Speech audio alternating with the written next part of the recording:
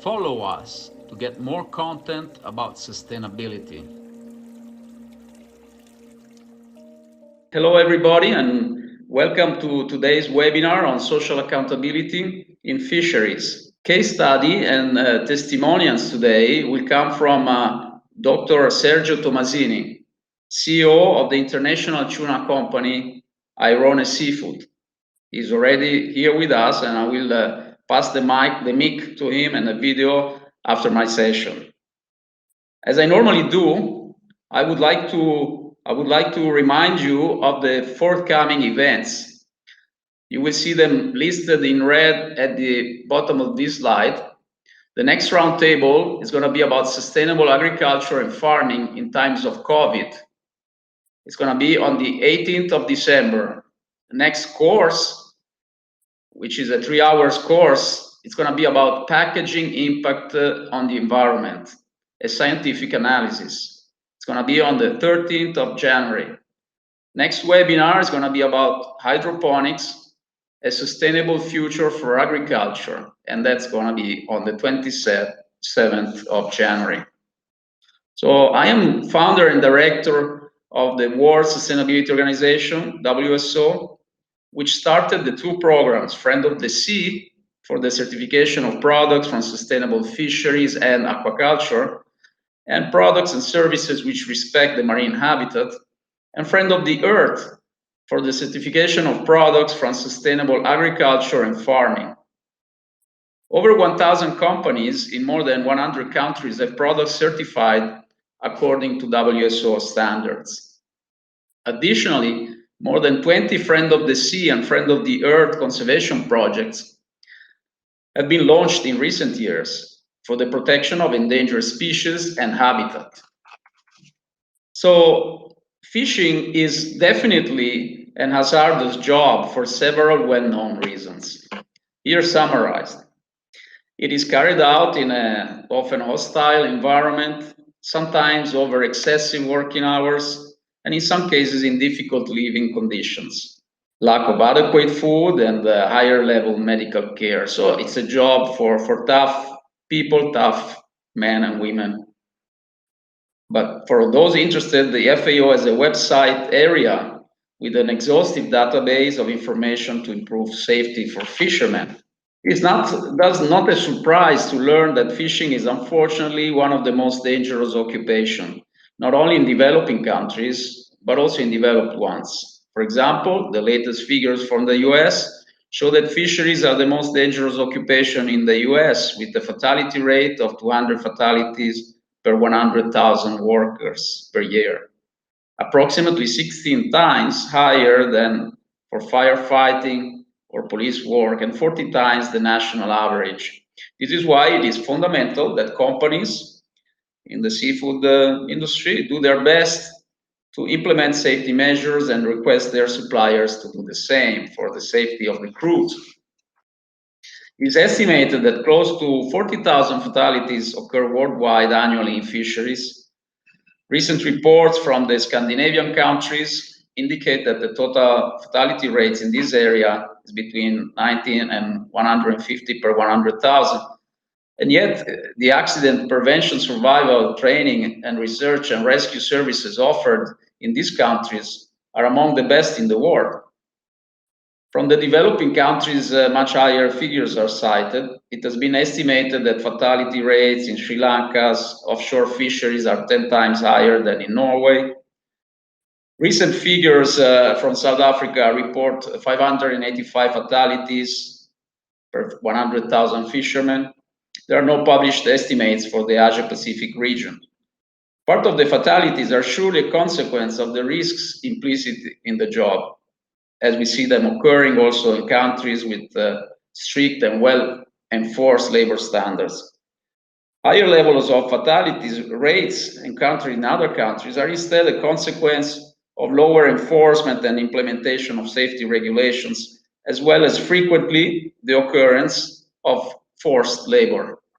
Forced labor is defined by the ILO, the International Labour Organization, as situations in which the persons involved are made to work against their free will for example, through violence or threats of violence, or by more subtle means such as accumulated debt, retention of identity papers, or threats of denunciation to immigration authorities.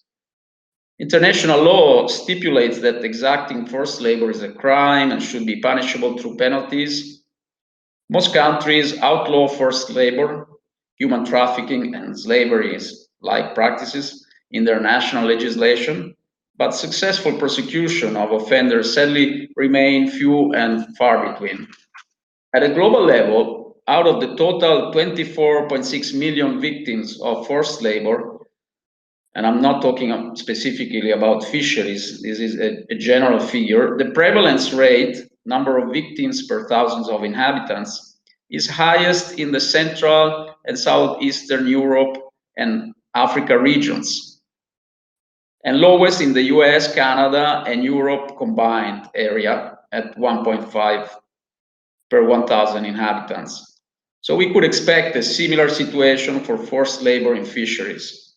However, it is important to remember that human trafficking related to the seafood sector has been documented in countries and markets as diverse as New Zealand, Thailand, Ghana, Ireland, and most recently, US registered fishing vessels docked in Hawaii.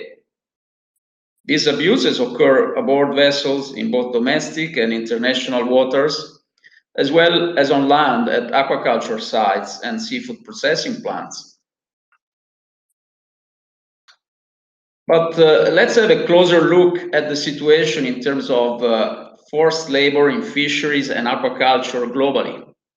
Of the total 60 million workers involved in fishing and aquaculture worldwide, the ILO estimates that 1.8 million, about 3%, are victims of forced labor globally, generating about 150 billion profits annually. This is practically a subset of IUU fishing, which represents approximately 10% of total seafood production in metric tons. There is evidence that the depletion of global fish stocks has correlated with the rise in seafood slavery. Unregulated and illegal fishing tends to deplete nearshore fisheries, causing fishing fleets to travel longer distances for their catch, which in turn results in higher fuel and labor costs. Average distance to fishing grounds has increased to 1,250 kilometers from the coast. As fleets travel farther from regulated waters, moreover, it becomes easier to engage in labor abuses without detection because of isolation of the workplace and length of time at sea. Advances in long-distance transportation and rising consumer demand have transformed the seafood industry into a complex, globe-spanning web of producers, shippers, and importers. While this is very important for feeding the world, what happens is that between catch and consumption, an individual fish can pass through several middlemen and travel thousands of miles. A fish caught with slave labor can therefore more easily be mingled and mixed with or be fed to legal seafood products and end up undetected on consumers' plates. Finally, the increasing involvement of migrant workers on board fishing vessels, while helps some countries' populations to surface from poverty, it implies challenges that they have to face in recruiting and placement, which can in some circumstances lead to human trafficking and forced labor. Other factors seem to influence level of forced labor in a vicious circle. Subsidies, GDP per capita, average value per fisherman, unreported IUU catches. A study, which seems to have not yet been peer-reviewed, put together these and other factors to produce a possible list of the major fishing countries' risk of forced labor or slavery. Friend of the Sea does not consider this as a reliable conclusion on the actual presence of forced labor. In fact, as you can see from the list, Spain, Thailand, and Taiwan have, for example, implemented since many years very strict measures to prevent forced labor. So in the end, third-party certifications and enforcement of appropriate legislation are the best tools to motivate fisheries and seafood companies to be compliant in social accountability. Unfortunately, however, the major social accountability certification, or at least one of the major ones, SA 8000, decided that it cannot, or declared that it cannot be applied, that its standards cannot be applied to seafarers and to fisheries, basically due to the complexity of verification. It can only be applied at the chain of custody level in seafood processing companies. MSC, the Marine Stewardship Council, has introduced requirements in September 2019, giving a 12-month grace period only for companies undergoing chain of custody at processing lines. The on-site audit, according to the new MSC requirements, must be carried out using one of the three following standards: BSCI, SEBEX, or SA 8000. If we look at Friend of the Sea has been the only certification of products from sustainable fisheries to have included in its standard also requirements for social accountability on board the fishing vessels and at the processing lines since its launch in 2008, 12 years ago. The standards, the Friend of the Sea standard social accountability requirements cover the following: compliance with national regulations and ILO on child labor, adequate salaries, compliant at least with the minimum legal wages, grant employees access to health care, safety measures required by the law, freedom of association, no forced or compulsory labor, of course, no discrimination, and adequate workplace conditions. Of course, the requirements are much more in detail on the checklist, and you can find them on our website. Over 1,850 vessels have been approved Friend of the Sea and thus have undergone these audits which cover these requirements and have been approved over the past 12 years, and they are listed on a searchable way on our website. Rules, regulations, and conventions are of course very important in fighting forced labor. As we do not have the time to go into detail in this webinar, I'm providing here for you a comprehensive list of the relevant ILO conventions, which you can find clickable at the Sea Fisheries Project website. You see the link below, as well as recommendations and guidelines and very useful related tools. National and international initiatives and associations are emerging to fight forced labor, and here I mention a couple most significant ones, which are also participated by Friend of the Sea certified companies: OSA International and Sea Fisheries Project. So in conclusion, the problems have been identified. Several countries, such as Thailand and others, are putting in place effective measures to eradicate forced labor. Companies can rely on Friend of the Sea since 2008 as the only certification which can confirm and highlight socially sustainable fishing practices both on board as well as on the processing line. We will now hear from Airone Seafood, a Friend of the Sea certified company, which has also undertaken important steps to excel in social accountability. So I will first of all thank you very much, to friend of the sea, Dr. Bray, for the invitation. And thank you very much for the attended people that is viewing the session. I will go on with the presentation, just screen share. Again, you know, we're going to spend a few slides about us. So Airone is an industrial company operating in the preserve, the fish and food sector. And we specialize in the processing and selling fish products made from tuna, especially. We have either direct brands and also we operate in the private label sector. And we have like a DNA in Italy and a processing unit in Ivory Coast.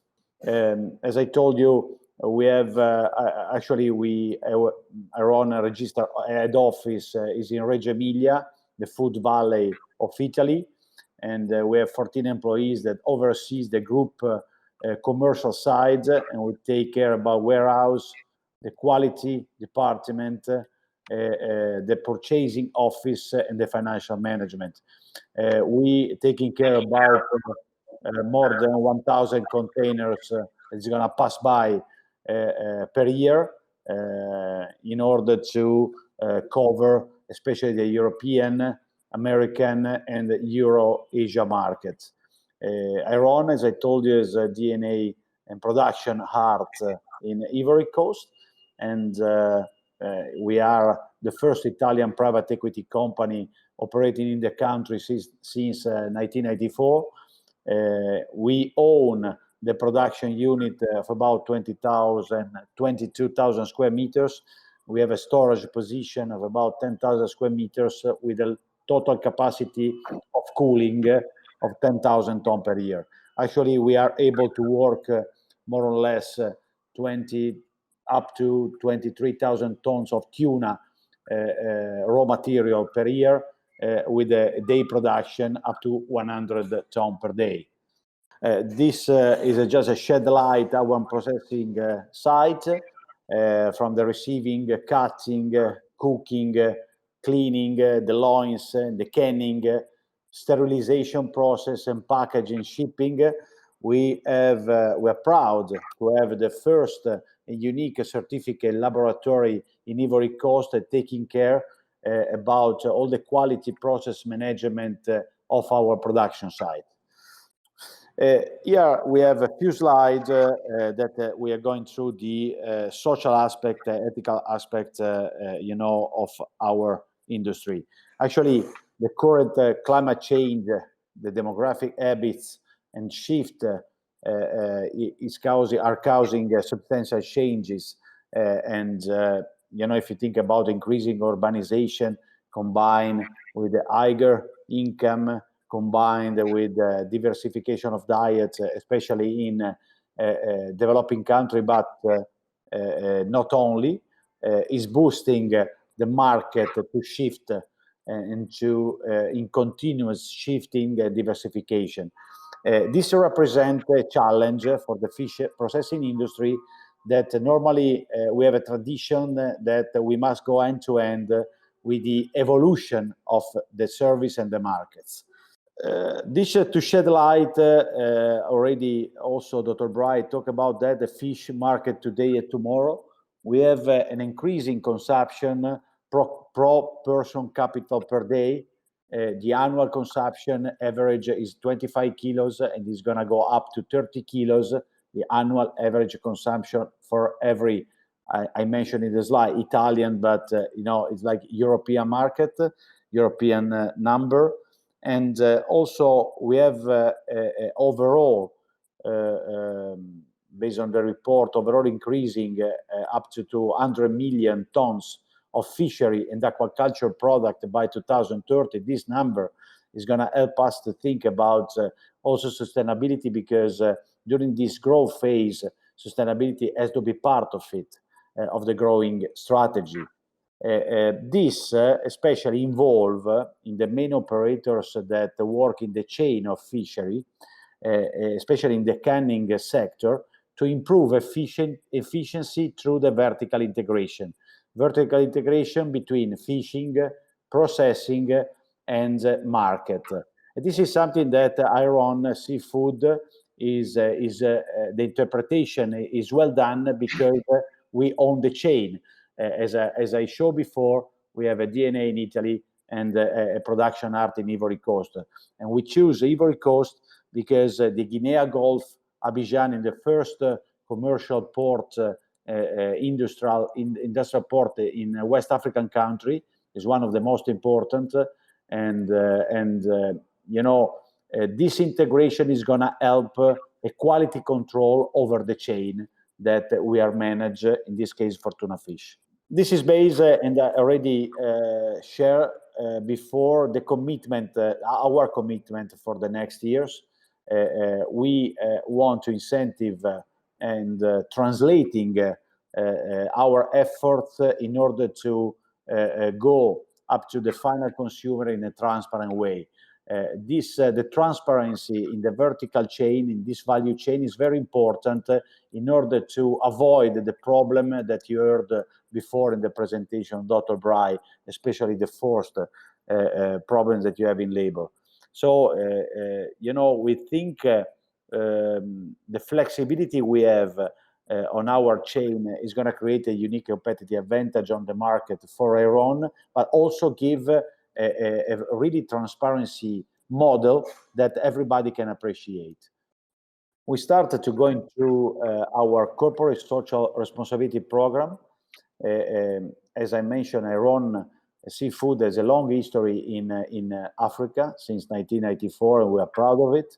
And if you work in this environment, you have to show since the beginning a great sensitivity in order to leave something developed together with the local community. We have a closer relationship with a few project cases that we follow, especially I mentioned two. With the first one is with the Suarambroja, that is a long history with Airone with us. Actually, she served as a missionary in the little village of Touba, that is 700 kilometers from Abidjan, near Benin, and we help to establish a school. We help to establish a sport field, and we help actually to establish a new training program that is ongoing since 10 years now, and we are very proud of this activity. Second one is nearby the village of Kotobi, that is 250 kilometers from Abidjan, and we help normally giving a donation of our tuna product that is not really accessible in the country, because they privilege sardine instead of tuna for the cost, but I will share later a project that we are doing for the local market.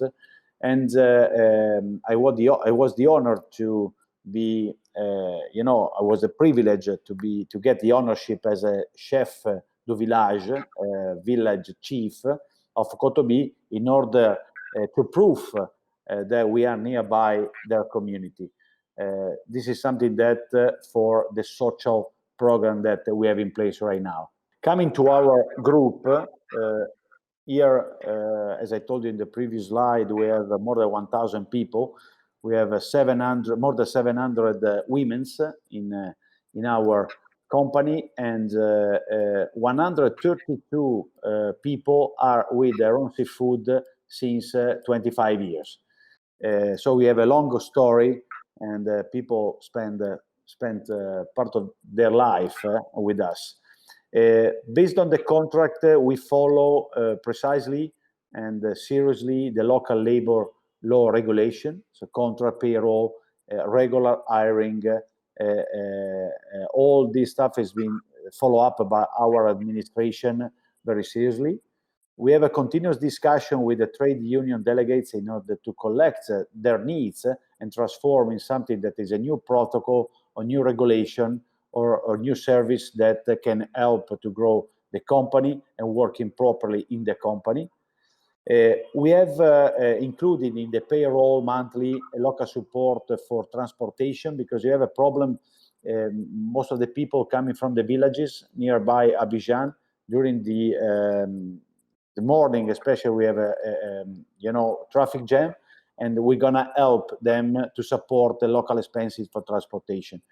We opened in 2018 a social canteen that is gonna be able to lunch all together in a safe, healthy environment. We directly, the company make a contribution of 80% of the price, and the price of a lunch is very accessible. And every day we have a lot of people that is gonna lunch to us, and maybe they're gonna also take a part for the dinner the night. So I think this is gonna help our employees to stay safe. We have, just because we have 700 women's, we have in our program an annual support for the schooling of children.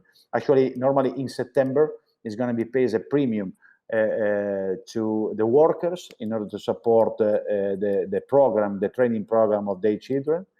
And we have some program dedicated to personal assistance, small loans, some management support for the family funeral. The cost of this activity is not really accessible for the workers, so we're gonna support that. And once of the year, we're gonna manage a social event, especially tomorrow, the 12th, we have our Christmas party, and it's gonna be the first one, the first year that in the history of Airone, because I'm here since June 2020 as a president and CEO of this company, and the first year that we organize in the company with a very long program since 8 o'clock to the afternoon, stay together, organize events, surprise, sing, maybe dance. They love to dance, so for sure tomorrow we're gonna dance all together, and this is gonna be a very emotional time for us, for the company, for the workers. Very important is our local team in Italy, our people that accept to have this combination between Italy and Ivory Coast. We have two different culture and countries. This require a process of unification in order to have, as I told you, since I began this venture as a CEO, we are one group. We are one team. We are one family. The language training, the weekly video call in order to team building, some Italians that is going to travel here in order to appreciate, to get the sensitivity of the local working condition that we have in Ivory Coast. I think is very important in order to transfer to the final consumer also the value added that we can share with also with the through the tuna fish that we have as a product on the market. Then we're going to come to Friend of the Sea that perform independent audits for us that verify our compliance with the environmental and social standard. And through Friend of the Sea certification, Airone Seafood can make its contribution to protect aquatic resourcing by promoting sustainable fishery practices. This requires attention because we have some ethical aspects of sustainable fishing. We have to have a positive return on the working environment, but most important is that this contribution is going to pass by on the final consumer. And this must represent the value added of our product. So we are proud to be certified, and always every year we can improve, we can change, we can modify our working model, just because we're gonna, through Friend of the Sea, we make our contribution. And this is our claim that I wanna thank you to our Italian group that working on the marketing side, because we get out with the claim that we take care, that it really is a summary, is an executive summary of who we are. We take care about the fish, we take care about the environment, we take care about our workers, and we take care about our product. What I will tell tomorrow during the Christmas party, we see we are Airone, we are a big family, And I think this claim is going to cover all the aspects that is part of us, is part of Airone. Thank you very much, Dr. Bray. So, Dr. Tommasini, it was wonderful to listen to your presentation, and please send us some pictures of the Christmas party, so we can also put them on the socials. But apart from this, congratulations for your wonderful initiatives. Let me just put my camera on. And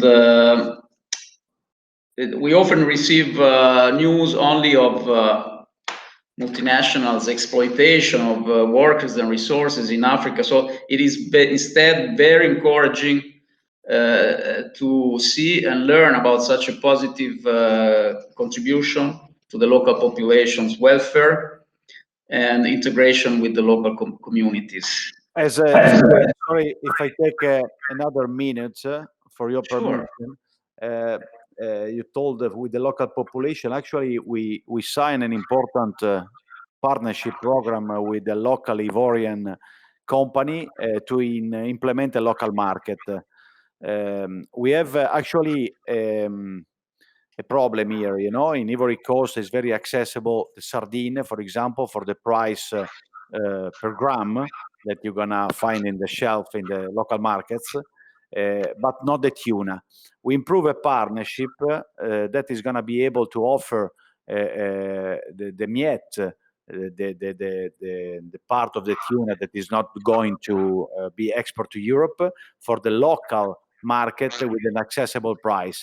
And this is going to become very disruptive in the market. It's the first one that there is a strong partnership together with the production site like us, with the local Ivorian commercial market, a commercial player. And I believe this is going to offer to local people, not only Ivorian, we speak about West African country, the possibility to get access of the quality product with an accessible price. This is a part, I believe, of our social approach here. Wonderful, very interesting. I will now, I thank you again, Doctor, and I will now open the questions and answer session. I see there are some questions on the chat. So, first question is, to what extent do you think stunning equipment can help create safer working conditions for processing staff on board fishing vessels and in aquaculture facilities? Maybe you can answer also, Doctor. Yeah. I think we have to divide to think of fish. One is a polyline, a wet industrial fishing process with a large vessel. In the first one, you have to see, especially what Dr. Bray explained before, the local condition of the canoe, the kayak in the middle of the sea, the working condition of local operators, and the instrument that they have in order to get the polyline fish really, that is going to be really polyline. I give you an example. We have about 2,500 tons per year of polyline with an Ivorian cooperatives locally in Abidjan.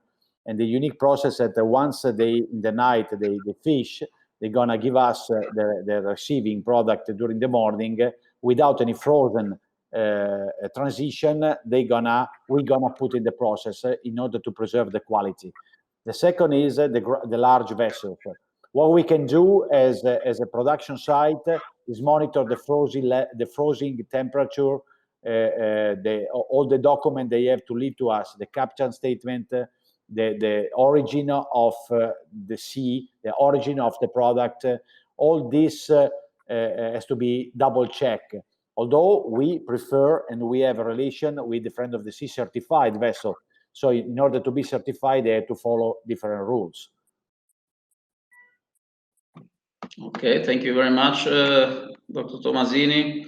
So there's another question, I think it's for you. Is Ivory Coast and Africa in general active in improving fishermen's safety and reducing forced labor? apart from your company in general? Actually, yes.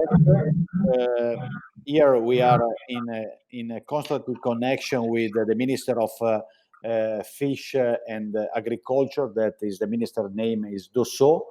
And actually, they made a lot of efforts at improving in the past 5 years under this presidency. And I think they want to improve again. Ivory Coast, also the fish port is very improving. Actually, they improve more than 30% in the past 4 years with a lot of investments for a new part of the port that's completely new. So I think for sure it never is not enough, but they have as a priority to improve it. Naturally, this is passed by a training process and the cultural shift on the Ivorian culture. It is not so easy, but not only in Ivory Coast, but for this is value for all the African countries.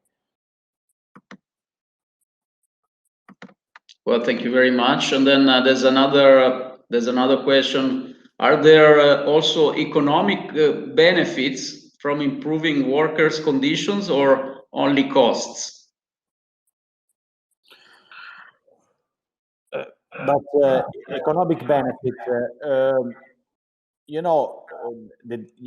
first of all, we have a different, if you think about Europe and Africa, we have a different payroll basis. This is an evidence. But if you improve the working condition, for sure they're gonna give to you a better work, a better job. If you don't do it, we already measured in the past in this company happened like case that they don't follow up the quality procedure because they want to show that they have problems. So if you respect and if you put them in a normal working condition safely, for example, I give you the example of the social canteen.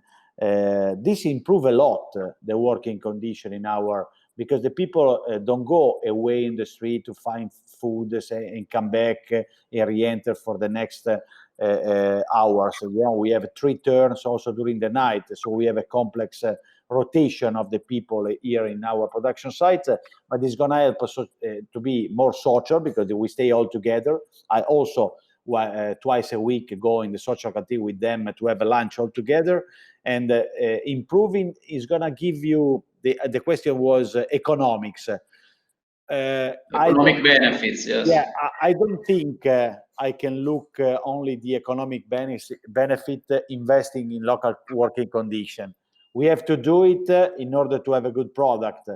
If you have a benefit, maybe in the final price, sale price, maybe we're going to have a part of the benefit because they want to work well. Exactly. Thank you very much. So there's a last question. It sounds like the cultural differences and associated challenges needed to be bridged before you could expect operational success. Did you know this before you started? No. Actually, we are here since 1994. This could be an advice for the newcomers because for sure I'm not a follower because we did our market already. We are well established here. The cultural shift, the cultural position for every country, especially in developing countries like Africa, is a key of success factor, and you have to face in advance. So you have to, if you make a budget, if you make an industrial plan, so I want to make this kind of business in this country, language, culture, face-to-face, the bribery problems that we have, we cannot shadow, no? In this case, we have this problem, especially in African country, but not only, it's part of the plan that you have to put as a threats. And threats normally is gonna go end to end with investment. So if you've solved it before, you're gonna better stay later. Okay, thank you very much, Dr. Tommasini. We don't have additional questions. So we are within the time limits, and I just share with everybody the results of the poll. The poll question was, do you think that social accountability requirements for fishing vessels, crews, and workers must be part of a credible, reliable seafood sustainability certification standard? And it looks like everybody voted for yes.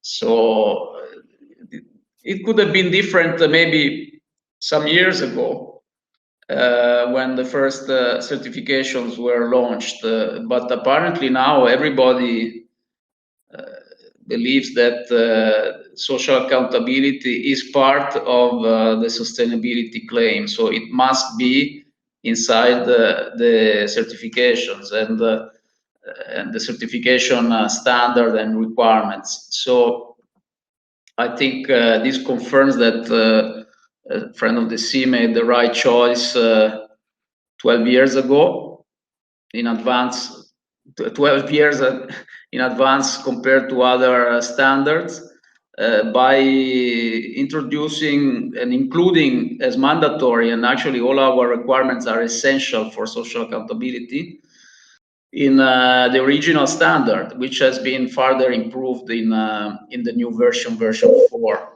So we're glad at least we made the right choice. And we had some instances where actually audits were not passed by some companies because of issues related to lack of social accountability on board. We had some crews in the Pacific that were held at sea for more than 1 year.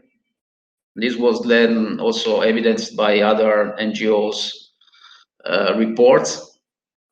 And it's a major issue. It's a major issue also for the catches of tuna with long lines. So it is something that has to be tackled and approached and resolved.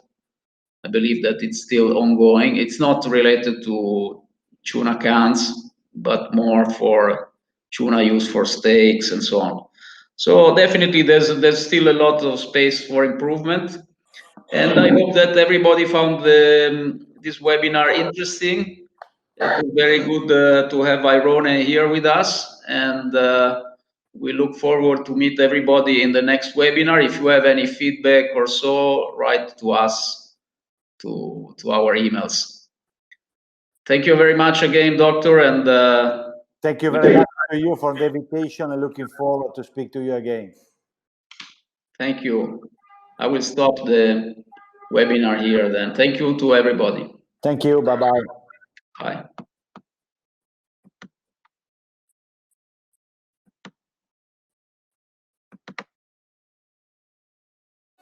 Subscribe to our channel to get more content about sustainability.